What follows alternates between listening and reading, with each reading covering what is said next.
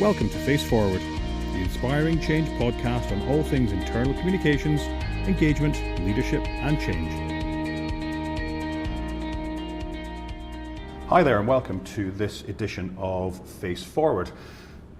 This is edition 20 and it's funny, we've spoken to so many people across so many different sectors and followed largely the same format for all of those first 20 episodes. So today we're going to try something a little bit different. I'm really lucky to be joined by Des Moore, the CEO of Cumberland Building Society. I'm not going to do Des the disservice of trying to describe his company. I'm going to let him do that in a second. But they're at the start of a really interesting change journey as an organisation. And today is really about that change journey where Des, who took over only earlier in 2018, where he wants to bring the company, where he sees it going, where he sees its strength, and what the organisation needs to do in order to move forward. So I kind of see this as a two-parter, where today we'll use this to set the scene, where the organisation's been, where it wants to get to, how you're going to get there, and then perhaps in 6 or 9 months' time, maybe the middle of 2019, we'll come back, have another chat, and see how far you've gotten. So, Des, good morning. Good morning, Scott. Thanks for coming on. Delighted to be here. Great to see you again. I suppose we should say that you and I have some prior history in AIB, or as it was in the North, First Trust Bank, when you were MD up there. We do indeed, and I'm delighted to see that your business is doing really well, and delighted to have the opportunity to speak with this morning. Absolutely privileged. Thank you very much. Thanks.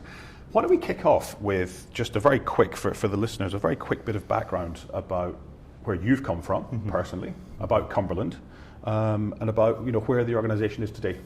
Sure.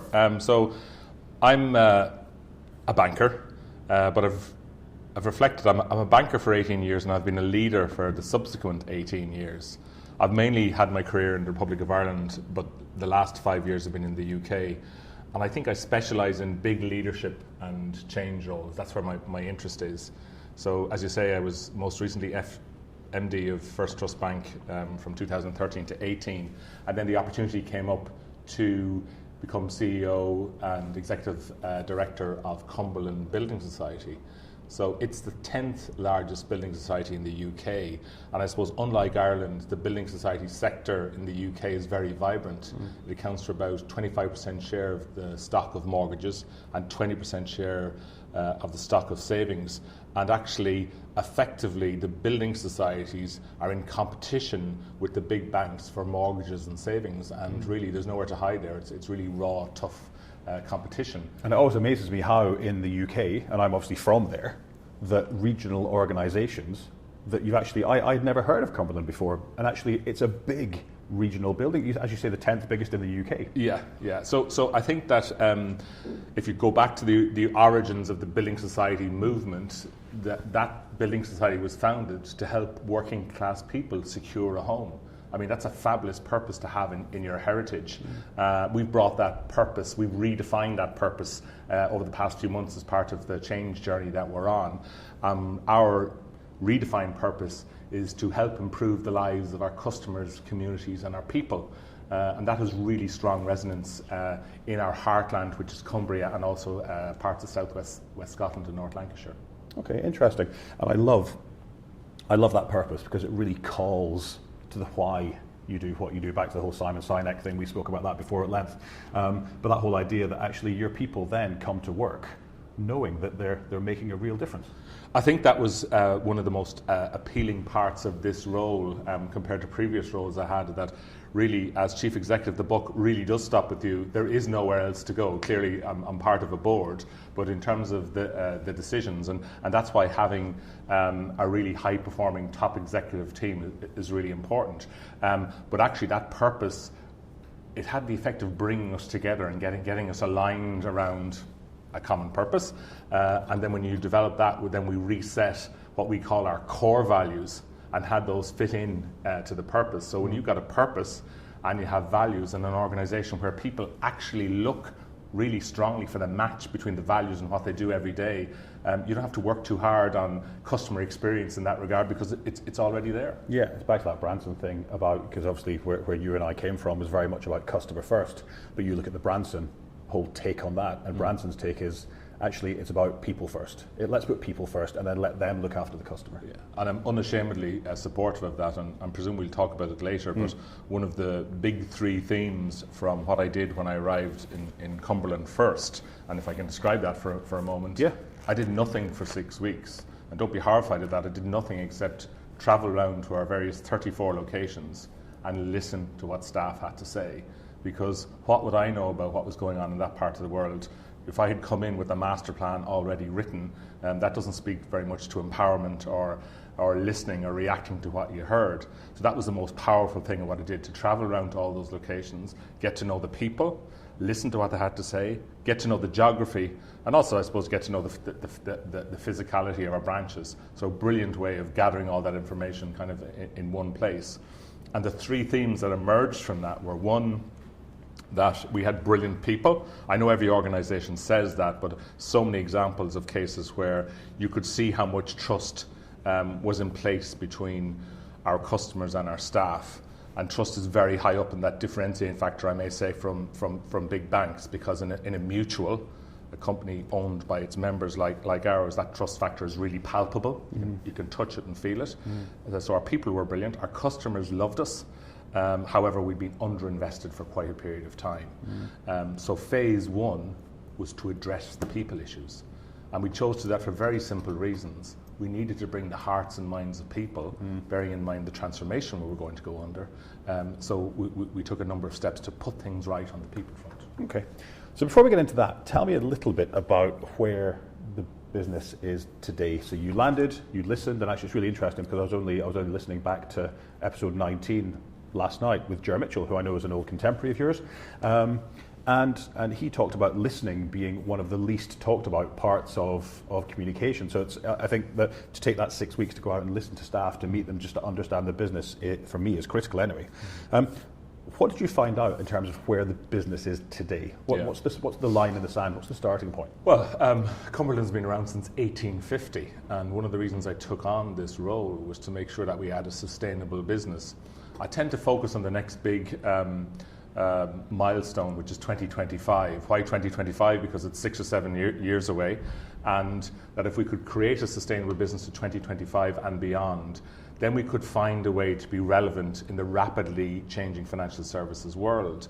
I think that the building society sector, which is 43 distinct building societies still in place, has a huge amount of change to go through, and trying to generate a sense that change needed to happen required really getting in at base level with the staff, with the management team, and really understanding what was going on. So you found a business that was financially successful, had the same senior management team in place for 15 years, and they had done a great job in making the business financially successful.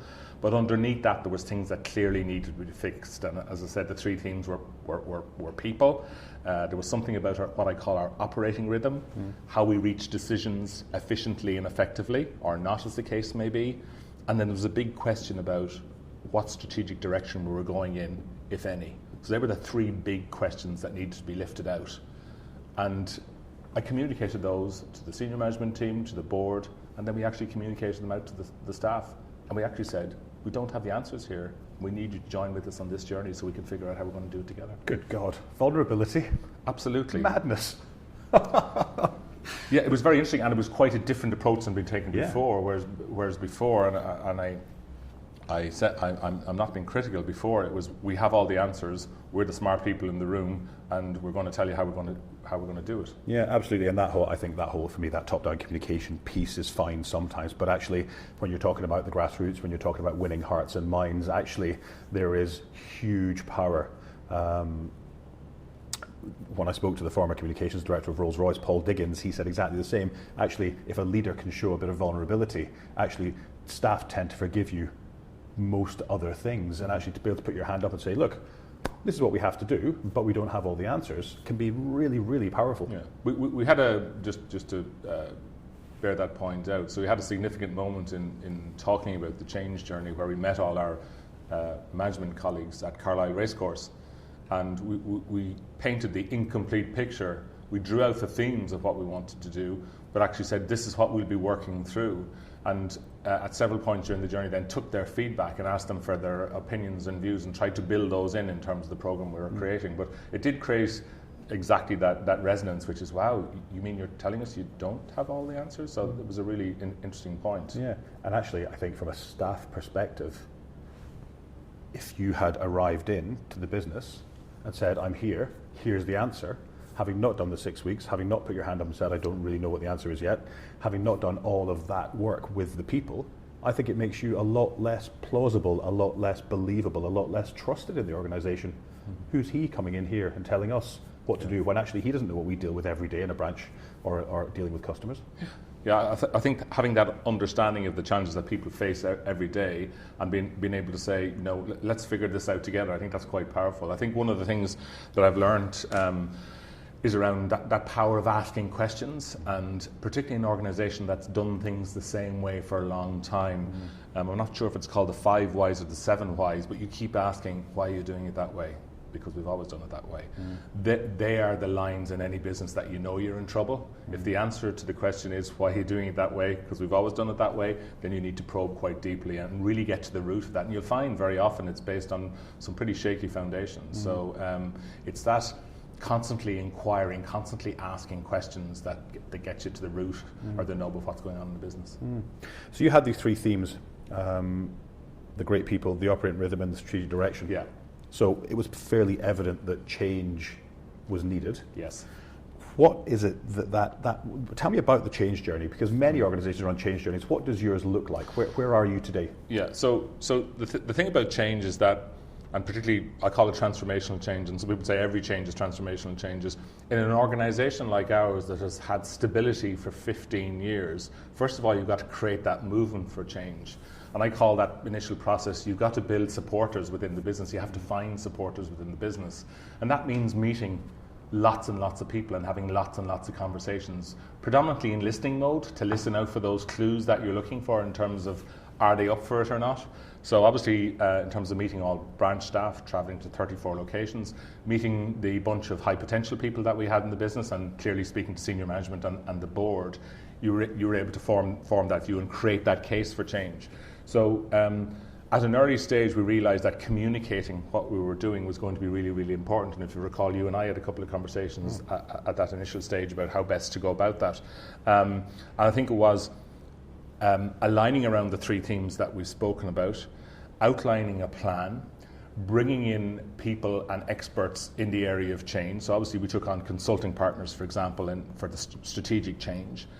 And we took those on because they would drive us and challenge us to be the best we could be and to challenge our own fixed mindsets about what direction we would be going in. Now, it's not a huge surprise. Our rules say that we have to do 75% residential lending because we're a building society. But within that, there's quite a lot of scope. In our building society, we do estate agency, we do car finance, we have a personal current account and a business current account. They aren't normal things for building society to do. So we had to find a way to see how they fitted into an overall strategy. And you asked me how we did that. There was a lot of engagement with the executive team, a lot of challenge sessions facilitated by external colleagues to make sure that we really challenged our own mindset around what we could do and where we could get to. And that started to drive out, as I said, the type of themes and the type of things that we wanted to accomplish. And when you were out talking to people, whether they were the senior team or whether they were people out on the ground, what type of culture did you face in the organisation? When you arrived in talking about change, and say the change word, which generally in my experience of working with clients makes people clam up, how did you find that? How did they take that? Yeah, well, first of all, I suppose it's not my first time round the change journey, if you like. So I talked about you're looking for the signs, you're looking for the indications of where people are. In terms of how it felt, because there had been stability for a long period of time, there probably wasn't, and the business had been financially successful, there wasn't really much of a view on change and much of an appetite for change. No burning platform, I guess. Exactly. So when you point then to traditional horizon scanning, what's happening in terms of customer expectations. The type of customer, our average customer is probably 55 years of age, nothing wrong with that, but it's not a customer base that's going to continue sustaining itself unless you bring in new people. What are people doing on their mobile apps? How are they engaging with financial services organizations? It's not necessarily through branches and through paper and through process. It's through a completely different way of doing things. So when you talk about that pressure, customer expectations, regulatory pressure, I sometimes think we feel more like a pharma industry or a telecoms industry than a financial services industry in terms of the level of regulation. And then the competitive nature. The ring-fenced banks are now surplus with capital, and they're driving down the price of mortgages in the UK. In the UK market, it's entirely different than the Republic of Ireland market in terms of competition. When you look at those, then you're building a story and starting to tell a story about what we need to do to create that business for the future, that goal that aligns with the purpose and is consistent with the core values. And I think once you've done those two things, once you've actually painted that picture of the future, and it's even though people are comfortable today. Actually, when you show them, and it's almost a case of that, people don't know what they don't know. It's not until you paint them that other picture that you say, here's what the future could look like. Is that not something that, paired with this purpose, is something that would really drive you to get out of bed on a Monday morning? They say, oh yeah, I hadn't really, thought about that too much. But it takes that bit of visionary to be able to paint that future and show people, look, we don't need a burning platform because there isn't one. We're not going down the pan. But if we did this, wouldn't that feel like a better place to work? And it's interesting you say that, because in my previous role, it was more of a burning platform situation. Things had to be done because it was very clear from a P&L perspective that they had to be done. Here, the P&L looked quite healthy. The issues were, they were almost the far side of the hill, and you can't see them, but you know from your experience elsewhere and from scanning that wider world that staying as you are simply isn't an option. And the other message we had to get, that change wouldn't be for 6 months or for 9 months. We'll be at this state of change forever. We all talk about VUCA in terms of the way the world is going, and there's just such a level of change. You've got to help and lead and inspire people to see what it is they need to do to lift their game. And there is that piece about personal challenge too. If you don't challenge yourself, you'll never know how good you're going to be. And I think some of those messages, they take time. You have to allow quite a bit of time, Scott, for those messages to get through. But you stay with it. You get your team aligned around you, your senior team. You make sure they're demonstrating and role modeling the right behaviours, and slowly but gradually you're building that case for change, and you're bringing people along that conversion. So you're absolutely right. I think that whole piece around VUCA is absolutely true, and we see it happening, and change is happening quicker and quicker and quicker. In fact, there's a slide when I do the change workshop that I've been running recently. There's a slide that I use from LinkedIn, and it's about how long it took for various technologies to get to 50 million users. You might have seen it. And airlines, it took 68 years. Angry Birds app, it took 35 days. Pokemon Go, it took 19 days to get to 50 million users. So I think the pace of change is accelerating. It's getting quicker and quicker. And it's that whole idea, to pinch something from the Netflix playbook. It's that whole idea that change is the new black. It's just that's just how we need to be, because regulation's changing, competition's changing, we as people are changing, customers' needs are changing, markets are changing, economy's changing, Trump, Brexit, China, they all have an impact, albeit we don't see it. They all have an impact on what we do every day in our building society in the northwest of England. So I wonder, how do you get people comfortable with that change? I think the answer, as all your listeners will be expecting me to say, is communication. You can't over-communicate in a time of change. We've talked about dealing with hearts and minds and how people are feeling. So this is going beyond what's going on. It's how are you feeling, and it's a phrase. I'm a big believer in asking the right questions. It's a phrase I'm using a lot now with the management team, so much so that the senior team will come and expect me not to talk about what's going on in the cold world of financial performance. It's more about how are you feeling on this change journey. What does that mean for you? Almost to the extent, what's your physiological reaction to change? Is cortisol increasing and circulating around your body faster every time you see me. Panic setting in. Are you getting shortness of breath? But those physiological reactions, clearly important. But yes, regular communication. When we had our earlier conversations, we were in the process of appointing, a permanent internal communications executive. That person has made a difference because, like I've said already, they're going beyond the what into the how and people's feelings, being very clear. We're in an organisation that's small enough where we have 300 people in head office. I and the senior team can lead. We can lead face-to-face briefings. We can take questions. I'd like to think of an open style. People ask me a question, I'm going to give them the answer. I always say you mightn't like what you hear, but you'll know that is what we're doing. Yeah. So they're the kind of features. I think we did something interesting around our consulting partners. We talked about a transparent process, and we made that come through literally. So we didn't put our consulting partners in a dark room, feed them in pizza and coffee, and keep them there till 9 o'clock at night, and nobody would see them. We put them in actually a fully glass-walled room downstairs in the middle of where all the change and IT teams were working, and we literally called it, because it was a transparent process. In addition to that, we put up a change wall outside there where staff and our colleagues could put up their own ideas in full view of the consultants.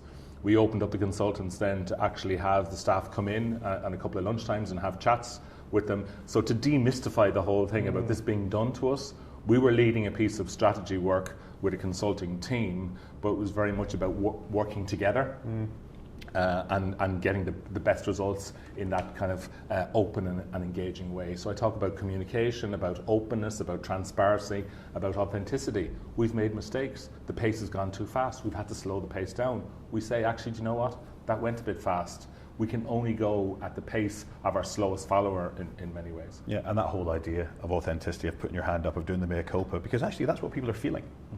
And I think that if people are getting cross or anxious, or they're getting that, as you said quite rightly, that physiological reaction to change, when you put your hand up and say, we were going too quick, probably the response from them is, oh, thank God he said it, because it's what we are all thinking. And I think very quickly, it just takes that away. It just takes that pressure off. It takes that pressure out of the cooker.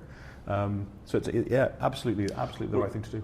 To build on that, we've a really fascinating story. So clearly, as part of this building a new team and getting us to operate as a high-performing team, which is one of the things I love doing. It's one of my favourite things about coming into a new situation, is taking individuals and getting that team ethos going.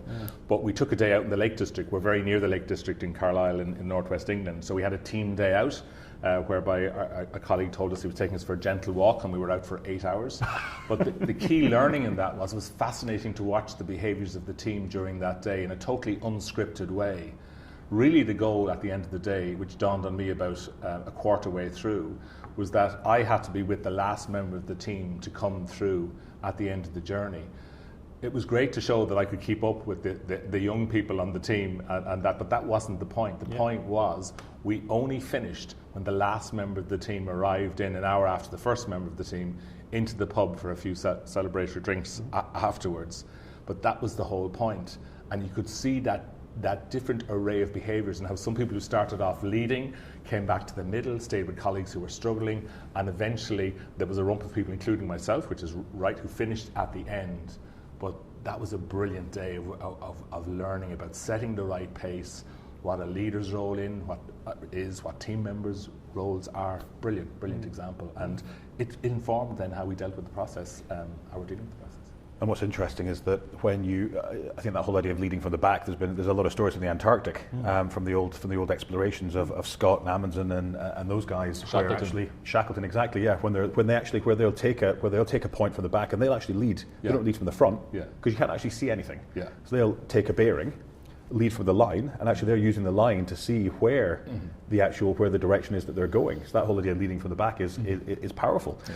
And that whole thinking around you're only as fast as your slowest person is absolutely true, because you leave that person behind, and they're the person actually that from an informal leadership perspective within the organisation, so maybe they haven't got the stripe, but that person could be somebody that people really follow from a culture perspective. So actually the fact that you're back there bringing them along, the fact that you're back there, they might be the slowest person, but actually they're a really bleeding important person culturally within the organisation. So actually bringing them along is critical. Yeah. Tell me a little bit about the role of your leaders on the journey. What are some of the skills? When you talk about communicating, and oftentimes, again, if I'm running workshops, we talk about leaders, and that whole, David Brent-ism of to assume is to make an ass of you and me, but we just assume when we go into organizations, people leaders, they're really, really important in the organization. You and I both know that. And then we give them a team talk kit and we say, deliver this with aplomb, do some storytelling, make it amazing. But actually, they don't have the skills, they don't have the experience, they don't have the confidence maybe to do that. And we kind of just land them in a hole. And I wonder, from your perspective, what was your experience of leaders in the organization? What did you have to do, or what are you doing to support them? Yeah, it's a really interesting question, Scott. So we have a mixture of people who've been with the Cumberland all their lives and have brilliant insights to the business and know how it works and know everybody, from child to adult. Then we have some new people or people who've joined in the last 3 or 4 years with lots of wider experience from outside Cumbria, outside the UK, and kind of moulding that experience together into a cohesive unit. As I said, as I've talked about that as being one of the challenges.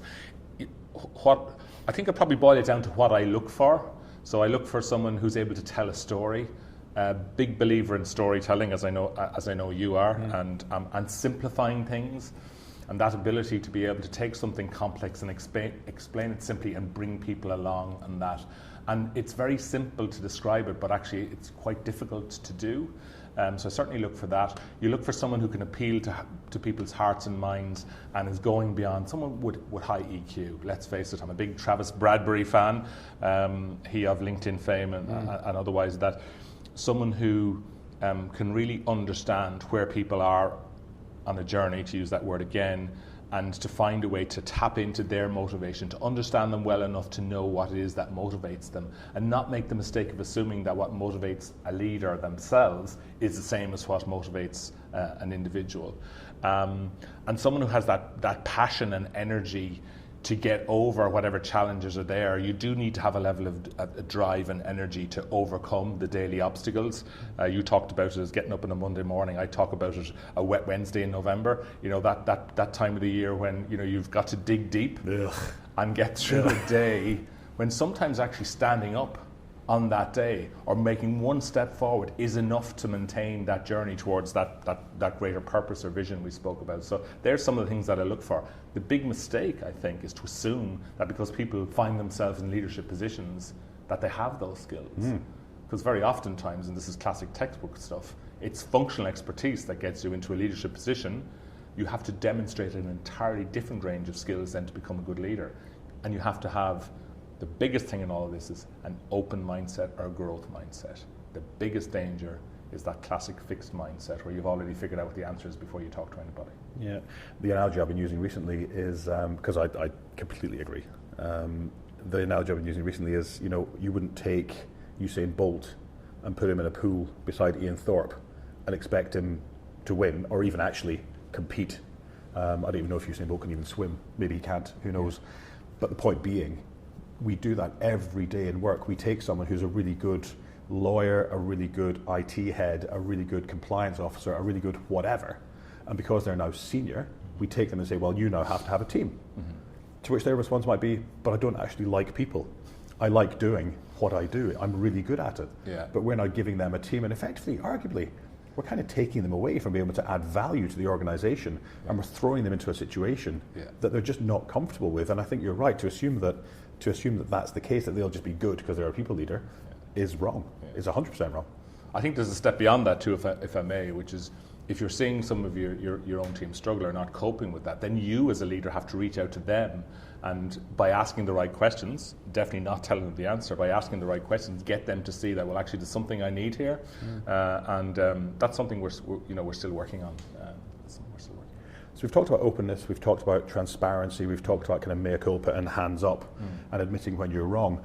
What are some of the things that have gone wrong, do you think, so far, that on reflection, and I know it's really early in the journey, so actually this is maybe a question which we'll get more into the next time we chat, but I wonder now, are there any small things that having just been in the organisation for 8 or 9 months, that you've done maybe not as well as you could have, that perhaps you could have done differently? Well, we talked a lot about authenticity, so I could hardly pass up this opportunity not to talk about the... No, I did everything brilliantly. Yeah, you set me up brilliantly for that question. It's probably the pace one, to be honest. If we've already discussed it, you probably don't want to spend time on it again, but pitching the pace at the right level. So I am a high energy person, and I probably get off on having other people with high energy in the room.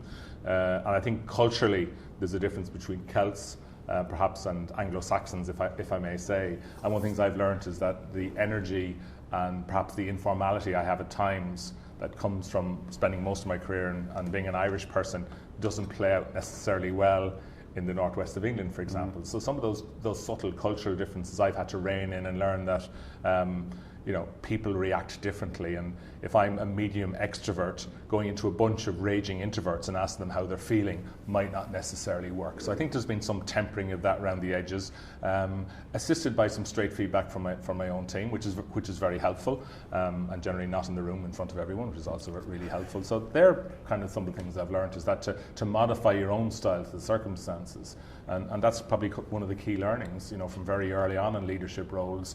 One style does not suit every situation. Having sufficient EQ to work out what style is going to be most effective in any given situation. That's probably the example I would take. Okay. I remember once I was doing some work on kind of personal brand with Shane Barry, an ex-colleague of ours, and I said, one of my things is going to be to treat people how I want to be treated. And he said, but why do you think that people would want to be treated the way you want to be treated? Surely it should be treat people the way they want to be treated.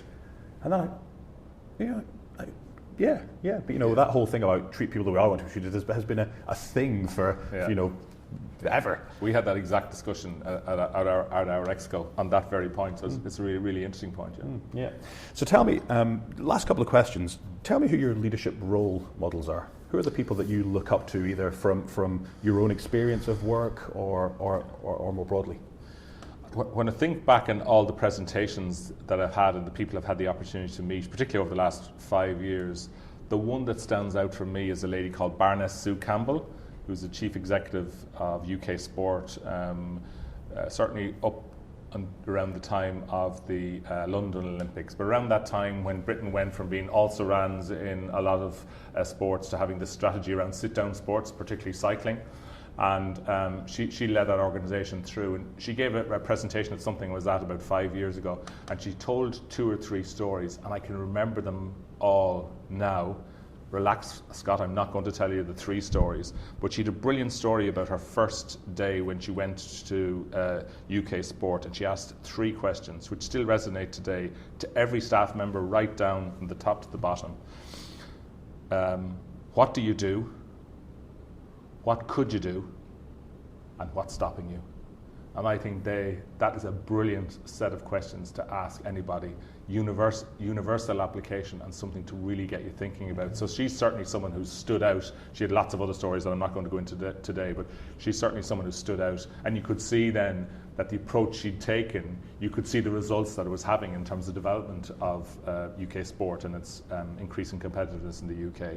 Probably the other person, if you'll indulge me for a second, and it was certainly topical at the end of last year, was Theresa May, for her doggedness and persistency with the greatest challenges ever faced probably by a modern UK Prime Minister. But it's not just the doggedness, because that potentially could be a blind spot. It's the fact that she's able to compartmentalise every challenge into the time that she's facing it and deal with it one day at a time or one unit at a time. That's the real skill, that when you're in a bumpy period of time, you simply take one chapter. I will deal with that. I won't let my thoughts run away with me and figure out what the next challenge is. I think she's done that brilliantly, and I'd be a big fan, which is not something I would have said 2 years ago or never imagined myself.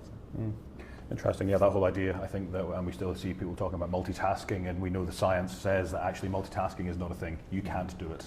And men are actually more rubbish at doing it than women, as you and I both know from bitter experience. But that whole idea of actually just focusing on the one thing, getting it done, and moving on to the next thing, it must be terribly hard to do when you're in such a fast-moving, pacey world as something like Brexit, where there's stuff coming at you from all corners all the time. It must be so hard. Compartmentalise, a brilliant way of dealing with high stress, difficult situations, I would have thought. Yeah. Okay.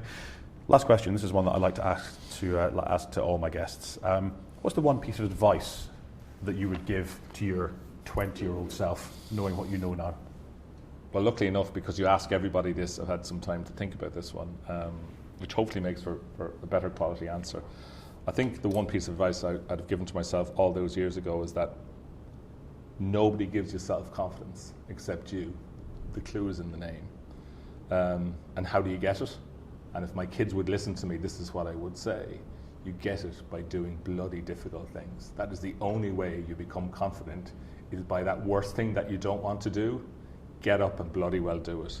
And I talked about this before, this idea that you need to challenge yourself. How do you know how good you could have been if you don't try it? So there's that phrase, I think, from Marlon Brando on The Waterfront, I could have been a contender, but you actually don't know. If you don't try, you don't push the boundaries, and you don't take on really, really difficult things, then you'll never know. I have a little story about that, if I may. Yeah, go for it. When I was MD of First Trust in Northern Ireland, I got called in front of the Northern Ireland Select Affairs Committee, which effectively is a parliamentary setup in the House of Commons in the Palace of Westminster. And for a guy who grew up in deepest Southern Ireland, the idea of going into Westminster and addressing a parliamentary committee might have been a little bit daunting.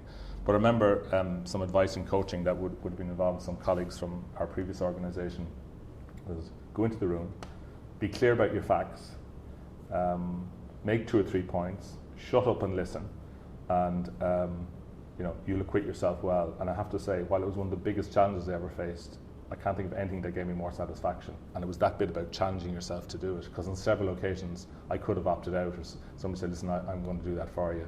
But it was a brilliant opportunity, brilliant challenge, and that's how you get self-confidence. Take the bull by the horns. Take the bull by the horns. Des, thank you so much. I'm at the end of my list of questions, but as we said at the top of this episode, we are going to come back in 6 or 9 months just to see how you're getting on with your change journey. So I look forward to that. For now, thanks very much for coming on. Really appreciate it, and we'll talk soon. Thanks, Scott. I look forward to coming back. Thanks for listening. If you enjoyed this podcast, please take a minute to rate it and maybe even leave a comment. To learn more about inspiring change, to read our blog, and to hear more podcasts, please visit our website at inspiringchange.ie.